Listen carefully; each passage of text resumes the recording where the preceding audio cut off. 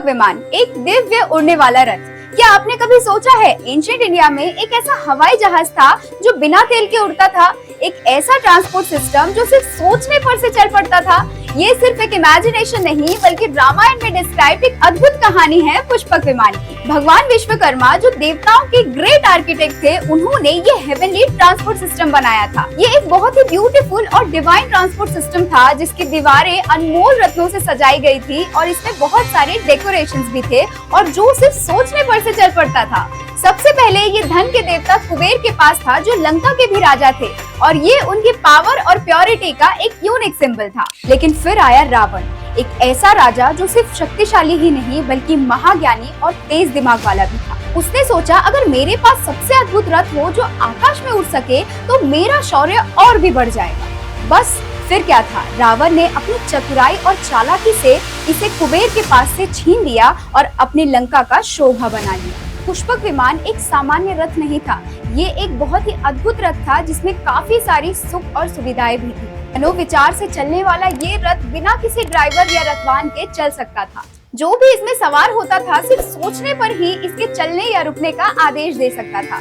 और इसकी एक और खास बात है कि इसका साइज अपने आप बदलता था। अगर कम लोग हो तो छोटा और ज्यादा लोग हो तो बड़ा हो जाता था। दिव्य सजावट और सुख सुविधा, सोने और रत्नों से सजा हुआ ये रथ बिल्कुल स्वर्गीय महल जैसा दिखता था।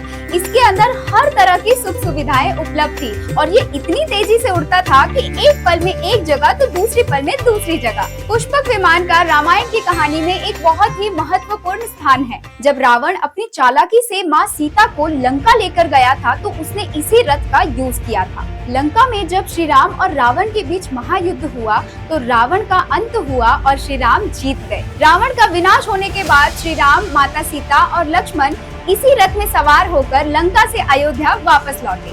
ये लंका से अयोध्या तक का एक बहुत ही अति दिव्य और ऐतिहासिक सफर था जो हमेशा के लिए रामायण का एक ऐतिहासिक हिस्सा बन गया। जब श्री राम लंका से अयोध्या पहुँचे तो उन्होंने धर्म का पालन करते हुए पुष्पक विमान को उसके असली मालिक कुबेर को वापस लौटा दिया। ये दिखाता है कि एक सच्चा राजा वही होता है जो किसी भी चीज पर गलत तरीके से अधिकार ना जमाए। उसके लिए सच्चाई, ईमानदारी और न्याय ही सबसे ज्यादा जरूरी होते हैं। आज भी लोग इस बात पर डिस्कशन करते हैं कि क्या सच में पुष्पक विमान एक एडवांस टेक्नोलॉजी का एग्जाम्पल था। क्या एंशिएंट टाइम में सच में ऐसे ट्रांसपोर्ट सिस्टम थे जो आज के ट्रांसपोर्ट सिस्टम से कई ज्यादा एडवांस थे। कुछ लोग मानते हैं कि रामायण में दिखे इंसिडेंट सिर्फ एक कहानी नहीं बल्कि ऐसा एंशिएंट नॉलेज है जो समय के साथ शायद कहीं खो गए हैं। अगर हम साइंस की दृष्टि से देखें तो आज हम ड्रोन टेक्नोलॉजी और एआई से चलने वाले फ्लाइंग मशीन्स पर काम कर रहे हैं, लेकिन क्या ये पॉसिबल है कि एंशिएंट टाइम में ऐसे ट्रांसपोर्ट सिस्टम हुआ करते थे जो बिना फ्यूल के चलते थे। ये एक बहुत ही एक्साइटिंग टॉपिक है जो हर न्यू इनोवेशंस के साथ एक न्यू क्वेश्चन अराइज करता है। पुष्पक विमान सिर्फ एक उड़ने वाला रथ नहीं बल्कि एक ऐसी कहानी है जो हमें प्राचीन भारत की ग्रेटनेस और अमेजिंग साइंस की याद दिलाती है। क्या फ्यूचर में हम एक और पुष्पक विमान देख पाएंगे? ये तो सिर्फ वक्त ही बता सकता है।